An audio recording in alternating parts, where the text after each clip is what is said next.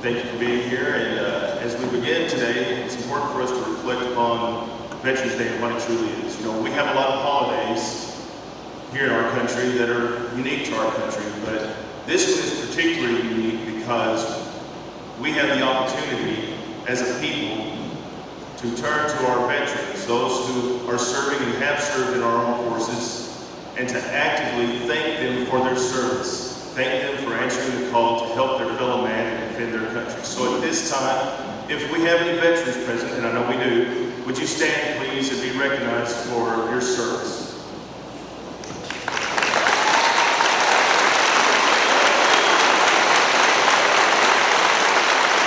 Thank you very much.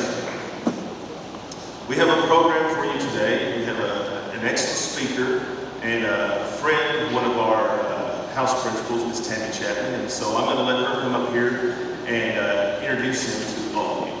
I would ask that in the spirit of Veterans Day, we continue to do as we're doing right now and honor him and honor everyone that is to come by respecting them with your attention. Thank you very much. Patriotism, the devotion to one's country. In my opinion, there's no greater way to show patriotism than to serve one's country in a branch of the United States military. Today, we recognize those men and women who are serving or have served our country to defend the freedoms that we cherish. It's an honor for me to stand before you today and introduce our keynote speaker, Corporal James Ouderkirk, who served in the United States Marine Corps. After graduating from Heath High School and coming from a military family, James enlisted in the Marines in 2003 and went to boot camp in 2004. He served 5 active years in duty where he was deployed to Kuwait and Iraq. He was also able to visit Djibouti, Malta, Croatia, Rome, Marseille, Paris, Cartagena, and Dubai. He is the recipient of the Purple Heart and Combat Action Ribbons, receiving a letter of appreciation from the President of the United States of America, having served 2 tours in Iraq with the Marine Expeditionary Unit, serving as Special Security Operations and being an integral part in the testing of advanced weapon systems and logistical equipment. If you were to ask James what are his top 3 pros of being in the military, he would tell you camaraderie, patriotism, and having a sense of purpose. Since leaving active duty, James has earned a bachelor's degree and is currently working with Graceful Portable Buildings as Director of Business Development. He will be pursuing a master's degree from Liberty University, beginning classes in January of 2022. He's a wonderful husband and father. His wife, JC, joins him today. They have 3 amazing children, Kayla, Della, and William. I am fortunate to call him a friend, and I am thankful that in my lifetime I have crossed paths with this true American patriot. Ladies and gentlemen, it's a privilege to introduce to you today Corporal James Ouderkirk.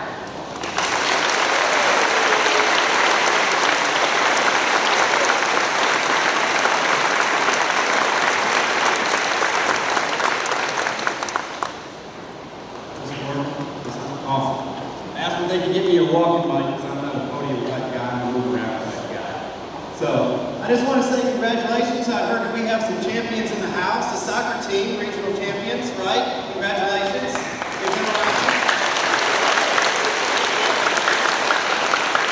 Volleyball, 9 years in a row now. Is that right? Congratulations.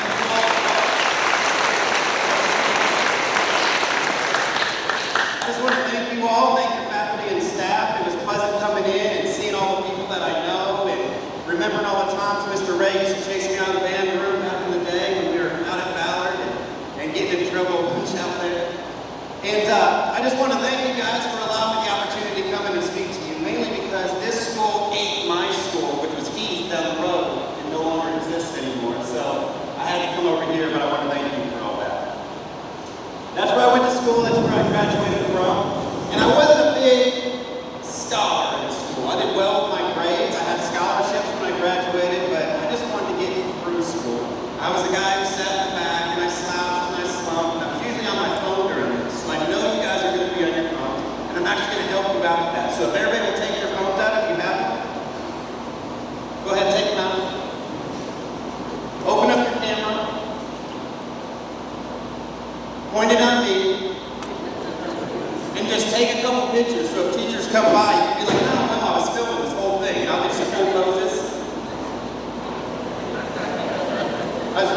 lead me into a really good story over here. I was doing something where I had to like get real low. I didn't know what I was doing here. I need one volunteer. You right here? Come here for a second. Give my hand.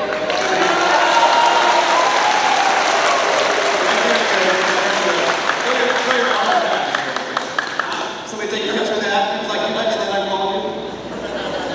He was really angry at me. Thank you, man. I appreciate it. Give him a round.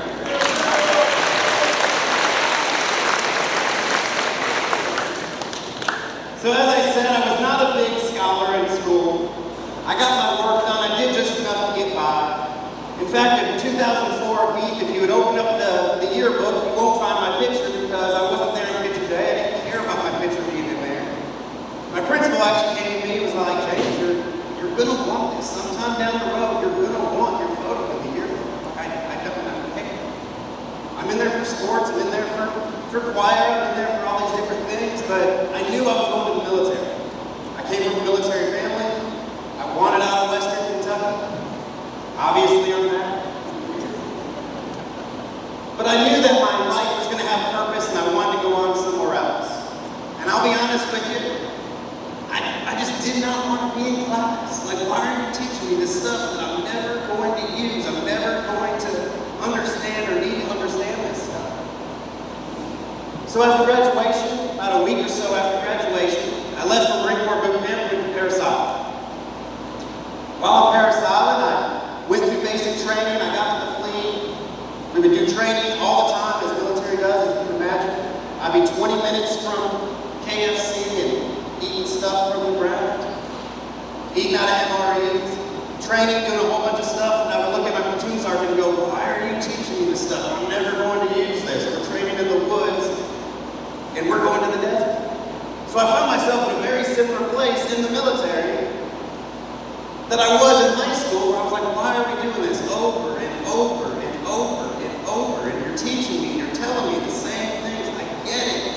I know how to shoot a gun. I know how to cover and conceal. In January of 2006, I deployed for Iraq. On Super Bowl Sunday of that next year, because we left December, so it crossed over to January, February. We were gone for 6 months. I lost 3 of my friends. I was on a convoy in Iraq. In passing convoy in the night, it was another platoon from my unit going the opposite direction. And I felt a boom that just rattled my soul. And I looked in the mirror and all I saw was this flash of light. It looked like noon. And 2 anti-tank mines stacked on top of each other took out a Humvee, and I lost 3 of my friends. So while back home my friends were partying and in school and watching the Super Bowl and celebrating, that's where my life had taken me. Later on, I was on a convoy. I got back to our base, and I was getting ready to undress for the night and finally get some sleep. I'd been out on a 3-day convoy. Was so looking forward to sleeping on this concrete slab that we had. And somebody came in looking for another guy in my unit. They couldn't figure out where he had gone to. But there was a convoy that was late and needed to go out. So they're going to wake somebody up, get them ready, take them out. And I said, look, I'm already dressed. I've already got everything on. I'm ready to go. My weapons, it's ready. I'm ready to go. So I volunteered to go out for that convoy, lead security truck, as I normally am. And we were probably about a quarter mile from our base outside the wire when I saw something in the road. It was too late. We were traveling too fast. There was no way to avoid it. I knew I had passengers in my truck. I had a gunner on top of my Humvee. And I swerved to the right to put myself on top of the explosion and keep my passengers as far away from it as possible. In that moment, I reacted without thinking. I acted on emotion. I acted on reaction to save my friends and to get us through. The explosion happened. It took out the truck. There's actually a picture of it that they have out here in the lobby. It took out the door. It took out my engine. It blacked out my windows. The whole truck was on fire. Because I'm missing half my truck, there's no tires and no wheels on the left side where I was and no door to hold me hanging out of the truck, and I reach up, the first thing I grab out of reaction was the steering wheel, and luckily all the metal and everything on the other side of it was melted, so it wasn't turning and held me from falling out of the Humvee. Moral of the story, wear your seatbelts. Keeps you inside the vehicle. But as we lay there, we ended up into an ambush, and we were getting shot at, and my weapon had fallen out with the explosion. My gunner had some injuries, so another guy handed me the weapon without hesitation. We got into position, we covered, we concealed ourselves, and we were ready to engage. And it took us about 5 minutes of that before our backup showed up, and Humvees came, and bright lights went everywhere. And we were able to be extracted out of harm's way. It wasn't until then that I learned the lesson that I should have learned when I was sitting where you're sitting. Because after I got wounded, I had to have my knees replaced. I actually just had surgery on them not long ago because they continuously give me problems for the rest of my life. I ended up coming home trying to figure out, what am I going to do now? Here I was, I've been battling statistics my whole life. I'm coming from Ballard County. What am I ever going to do with my life? Make it to the military. I was in it. I was ready. I was a lifer. And then this happened, and I was told I was going to be medically retired. So to be a Marine, to feel so prestigious, to embrace the welcome when people thank you for your service, and then to have those that you look up to in service to tell you that you are combat ineffective and they are sending you home, is probably the biggest gut check I ever could have faced. Worse than the big game coming up, big competition coming up, and maybe I sprained my ankle so I can't march in the band this Saturday at a big competition, or play in the football game, or in basketball. But here it is telling me my life is now changed. So now I have another statistic to come home and figure out, what am I going to do? Fall into the statistics of every other disabled veteran who comes home, and I hear all the stories of how things can't happen and things can't work. So I find myself going to school to overcome the statistics of that. And the lesson that I should have learned, or wished I would have known when I was sitting where you're sitting, and what my teachers and faculty was trying to teach me, and what I'm thankful for my military leaders to have taught me, is that they're not trying to teach you how to have a perfect life. Because it doesn't matter how much you train, it doesn't matter how much you prepare, it doesn't matter how much you plan, life can sometimes have a different outcome in place for you.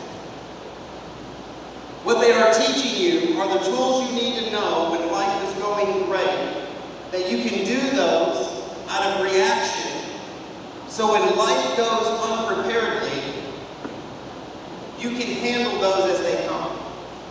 Because if it wasn't for all the training that I was like, why are we out here driving around in the middle of the night and I could be home?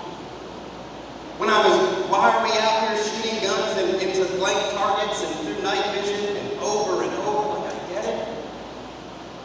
But those are the things that kept me alive in combat when I didn't have time to think about it.